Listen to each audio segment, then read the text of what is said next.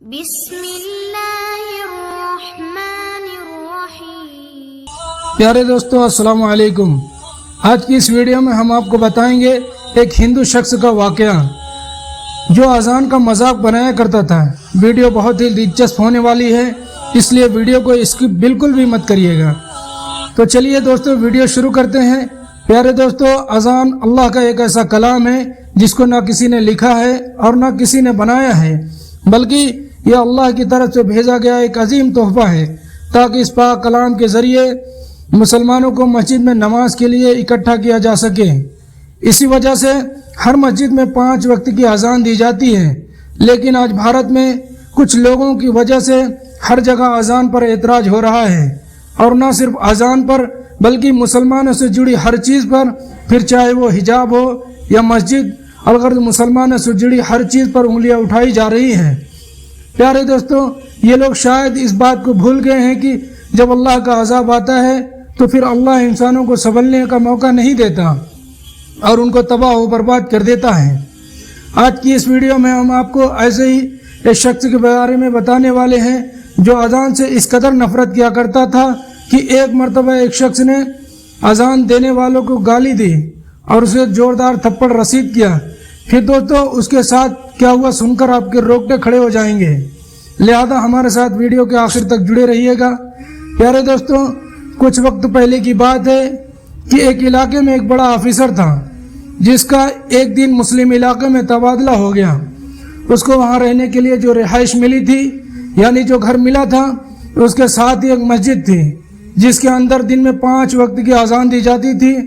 ایک دن وہ officer so رہا تھا کہ فجر کی اذان ہونے لگی، یعنی اس شخص کے کان میں اذان دی جانے لگی، جس سے اس کی آنکھیں کھل گئی اور وہ اپنی نیند خراب ہونے کی وجہ سے وہ شخص شدید غصے میں آ گیا۔ اگلی صبح اس نے مسجد میں اذان دینے والے مؤذن کو اپنے پاس بلایا اور اس سے کہا کہ کل صبح کی اذان تم لاؤڈ اسپیکر میں مت دینا، کیونکہ میرا گھر مسجد سے بالکل قریب ہے اور جب تم اذان دیتے ہو اس سے میری نیند میں خلل پیدا ہوتا ہے، یعنی کہ میری نیند خراب ہو جاتی ہے۔ پیارے دوستو، آفیسر کی یہ سب بات سننے کے بعد مؤذن نے کہا یہ تو اللہ کا کلام ہے جسے سن کر انسانوں کو سکون ملتا ہے، اگر میں صبح کی اذان لاؤڈ اسپیکر میں نہیں دوں گا تو جو بزرگ ہیں جن کی آنکھیں نہیں کھلتی تو وہ کیسے اٹھیں گے؟ اور یہی نہیں، بہت سے ایسے لوگ ہیں جن کے پاس گھڑی نہیں ہے، اور بہت سے ایسے لوگ ہیں جن کو ٹائم دیکھنا نہیں آتا، تو ایسے لوگ اذان کی آواز سے ہی اٹھتے ہیں اور مسجد میں آ کر نماز ادا کرتے ہیں۔ لہذا آپ بھی صبح جلدی اٹھنے کی کوشش کیا کریں، اس سے آپ کو بھی فائدہ ہوگا۔ صبح اٹھ کر آپ بہت سارے کام سر انجام دے سکتے ہیں، جیسے کہ صبح جلدی اٹھ کر آپ واکنگ کریں اور ورزش کر سکتے ہیں، اس سے آپ کا جسم توانا رہے گا اور آپ کو کوئی بیماری نہیں لگے گی۔ پیارے دوستو، وہ آفیسر مسلمانوں کے بارے میں طرح طرح کی باتیں سن کر ان سے شدید نفرت کرنے لگا تھا، اور اس بات میں مؤذن کی بات سن کر کہنے لگا کہ مجھے زیادہ سمجھانے کی ضرورت نہیں ہے، خبردار اگر کل صبح اگر تم نے لاؤڈ اسپیکر میں اذان دی تو تمہارے ساتھ اچھا نہیں ہوگا۔ پیارے دوستو، اس طرح اس آفیسر نے مؤذن کو دھمکا کر وہاں سے بھیج دیا، لیکن مؤذن نے بھی آفیسر کی باتوں پر زیادہ دھیان نہیں دیا، لہذا اگلے صبح مؤذن نے پھر سے مسجد میں لاؤڈ اسپیکر میں اذان دی، اور جیسے ہی اذان کی آواز اس آفیسر کے کانوں میں گئی تو وہ غصے میں لال پیلا ہو گیا اور فوراً اس مؤذن کے پاس گیا اور اسے برا بھلا کہنے لگا۔ پیارے دوستوں، صرف یہی نہیں بلکہ شدید غصے کی حالت میں اس آفیسر نے مؤذن کو گالیاں دی اور اسے ایک زوردار تھپڑ بھی رسید کر دیا اور کہنے لگا کہ کل میں تمہیں کتنا سمجھایا تھا کہ صبح کے وقت اذان سے میری نیند خراب ہوتی ہے، اس لیے لاؤڈ اسپیکر میں اذان مت دینا، مگر تم نے میری ایک بات پر غور نہیں کیا۔ پیارے دوستو، یہاں مؤذن اس شخص کو کچھ کہتا بھی تو کیا کہتا، آفیسر نے اس رویے کے بعد مؤذن رونے لگا اور دل ہی دل میں اللہ سے دعا کرنے لگا کہ اے اللہ، آج اس تیرے کلام پڑھنے والے یعنی اذان دینے والے پر ظلم کیا ہے، بس تو ہی اپنے عذاب میں مبتلا کر دے اور اسے ایسی سزا دے کہ اس کی عقل ٹھکانے لگ جائے۔ پیارے دوستو، مؤذن کی آواز جیسے ہی اللہ کی بارگاہ میں پہنچی تو اللہ نے مؤذن کی دعا قبول کر لی، اور اسی دن آفیسر پر اپنا عذاب نازل کر دیا، یعنی اسی رات اللہ کی پکڑ ने उसे आकर पकड़ लिया। जिस दिन उस ऑफिसर ने अजान देने वाले मुअज्जिन को थप्पड़ मारा था, उसी रात जब वो सोया सुबह ना देख सका, यानी सुबह उसकी आंखें ना खुली। इसकी वजह यह थी कि उसका जिस्म एक साइड से पैरालाइज हो चुका था। प्यारे दोस्तों, इसके बाद उस ऑफिसर का बहुत सी जगहों पर इलाज करवाया गया, लेकिन कहीं से भी उसका इलाज ना हो सका।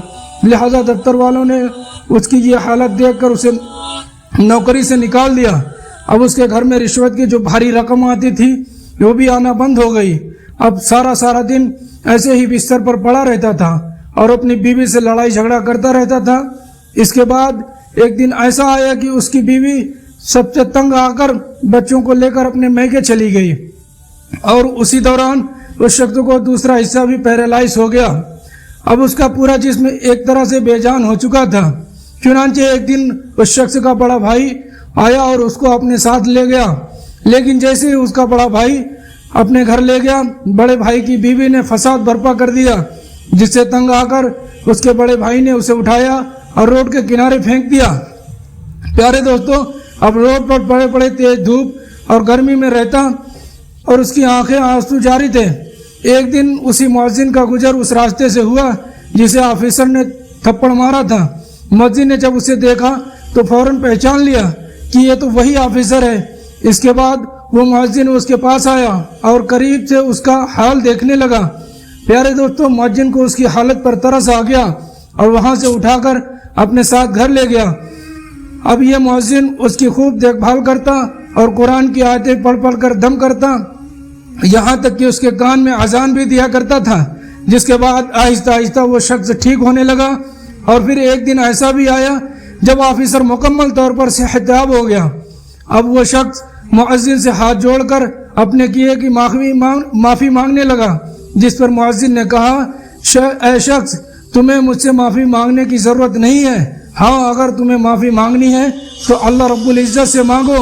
बेशक वही अल्लाह है जो माफ़ करने वाला है और बेशक मेहरबान, बहुत मेहरबान है। प्यारे दोस्तों, मुअज्जिन की बात सुनकर वो शख्स अल्लाह की बारगाह में रो रो कर माफ़ी मांगने लगा।